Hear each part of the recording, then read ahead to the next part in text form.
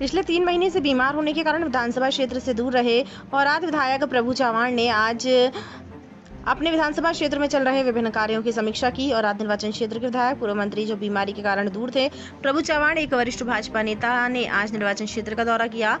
तालुक न्यायपालिका भवन और निर्वाचन क्षेत्र में बनाए जा रहे उच्च तकनीक पशु चिकित्सालय के निर्माण की समीक्षा की। अधिकारियों से काम के बारे में स्पष्टीकरण लिया और उन्हें जल्द से जल्द सर्वोत्तम गुणवत्ता वाले काम पूरा करने के निर्देश दिए और मीडिया प्रतिनिधियों से बात की।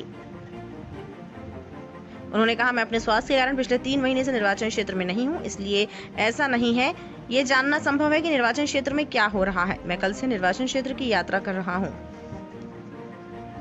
भारत संवाद के लिए शिवानंद बेदरे की रिपोर्ट।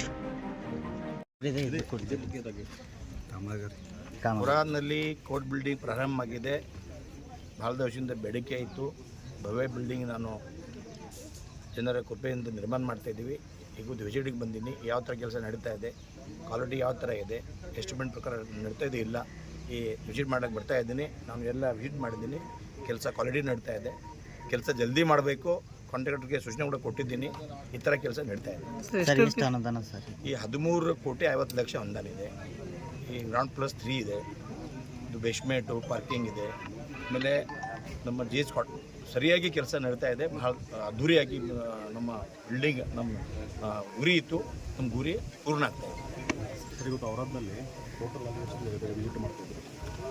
ಬೇರೆ ಬೇರೆ ಅಂಗನವಾಡಿ ಪೂಜಾ ಇದೆ, ಹಾಸ್ಪಿಟಲ್ ಪೂಜಾ ಇದೆ. ಜೊತೆ ಬರ್ರಿ. ಪೂಜಾ ಆದಮೇಲೆ ಎಷ್ಟು ಹೇಳ್ತೀವಿ ಸರ್. ಬೆಳೆ ಕುರಿತು ಹೇಳ್ತೀನಿ.